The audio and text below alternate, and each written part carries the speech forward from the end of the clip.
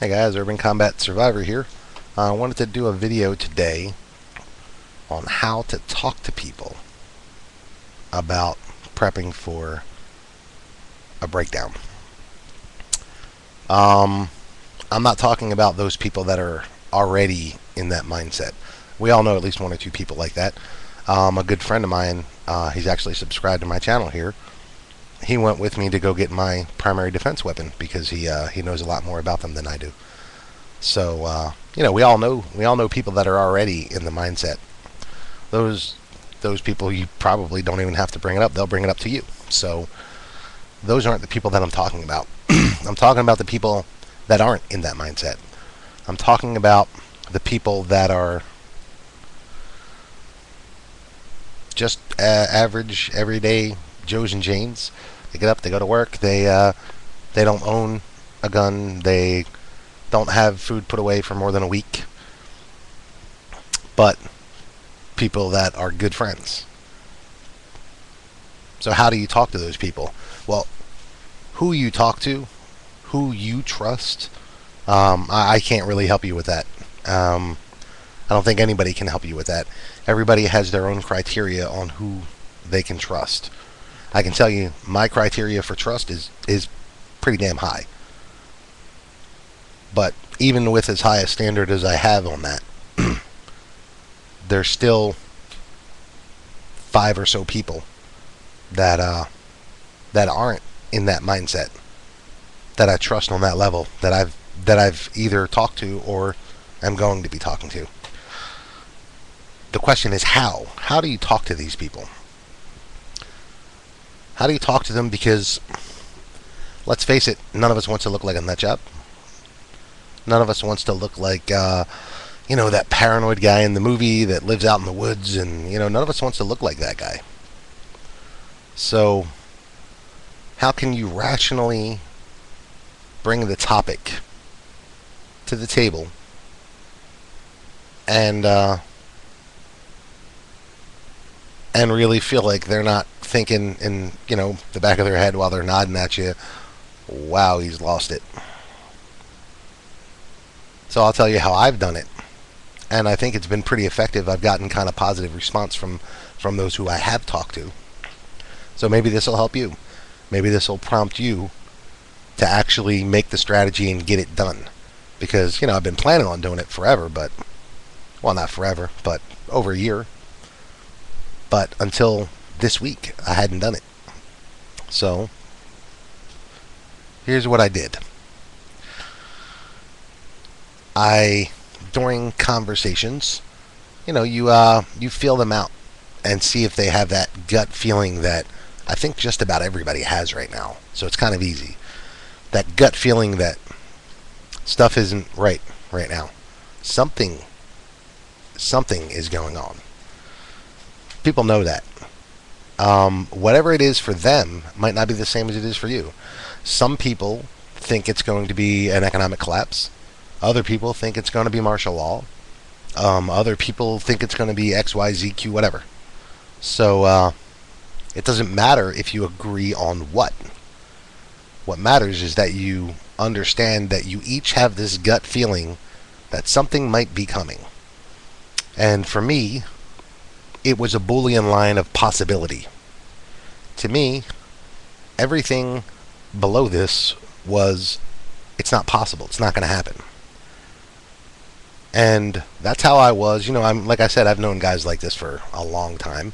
Like I said, the buddy that went with me to get my shotgun is he's a really good guy. I've known him for 10 years, 12 years, something like that. And I didn't think he was a whack job, but I didn't agree with him that something was coming like this.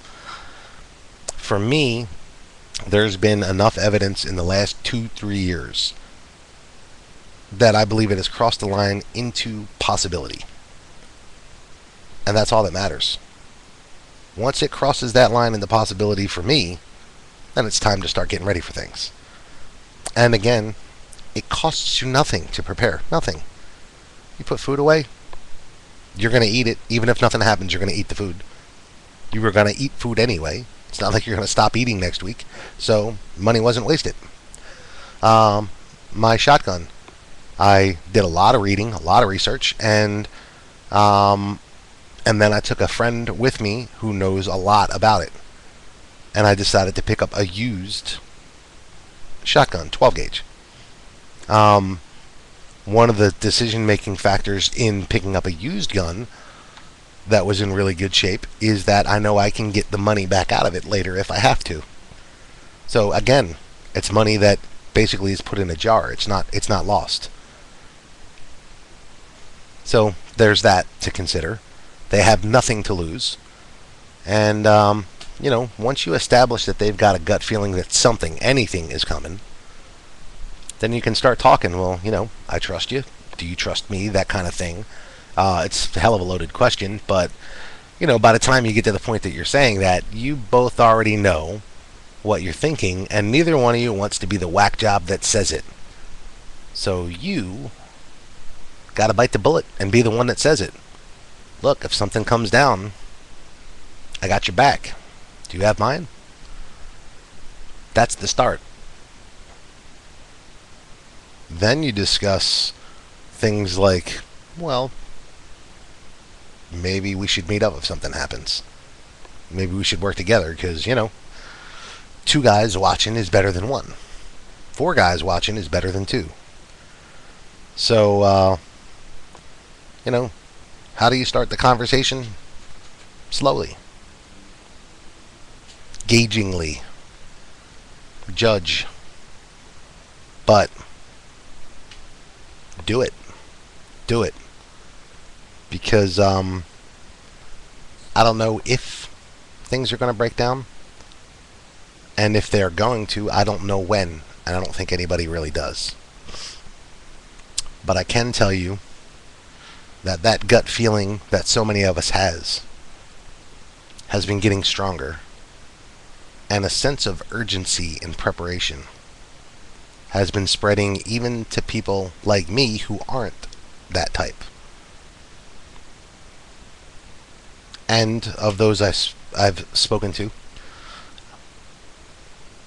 every one of them that I've spoken to so far has said, yeah, I've been thinking this.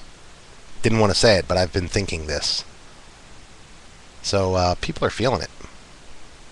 People know it's coming. People know there's a sense of wrongness. So the conversation is going to be easier than you think. Once you get past that awkward, oh hell, I'm about to say the crazy thing. Once you get past that, you're going to realize they're thinking a lot like you are. I mean, look, if they didn't think at least somewhat like you, they probably wouldn't be a good friend that you'd be talking to about it, right? So, there you have it. I want to talk about why. What prompted me to make this video? What prompted me to actually start those conversations now? What did it? A good friend of mine, one of the ones I actually spoke to recently about this, I'm also friends with his sister, and she was moving. I own a pickup truck. She needed some things moved after, the moving company didn't move everything. So I wound up taking some stuff up there. He was with me. And so her and her husband were there, and her husband's parents were there. And her father, he's one of those guys. He's got a bunch of guns put up. He's got a bunch of food, like MREs and stuff, put up. And so the conversation somewhat inevitably went to that. And I made the comment that it's good that you have, so many guns and so much ammo put up, because after if the breakdown happens, after the first initial weeks where you're defending just your home, when it comes time to start actually setting up patrols of your neighborhood, now he had already said he's glad to live where he's at because he's got a lot of good neighbors that he feels like it's good for them to be around. Not in that way that they're prepared, but good people, just generally good family people. So I said, it's a good thing that that you have those guns put up and all that ammo, because when it comes time to start doing patrols, those neighbors might not have their own. So you can actually provide, the guns to do the patrols. He looked at me like my head screws off. He said, what do my guns have to do with them? If they don't have their guns put up, that's on them. That mentality. That's why I'm doing this one. That's why I'm doing this video. That's actually why I started talking. That's the thing that pushed me over the edge. The realization that there are people out there that actually believe they're going to be able to hole up in their house by themselves and hold off the world at large. That's not going to happen. Check out my other video about who's going to organize. The criminals, they're going to be organized.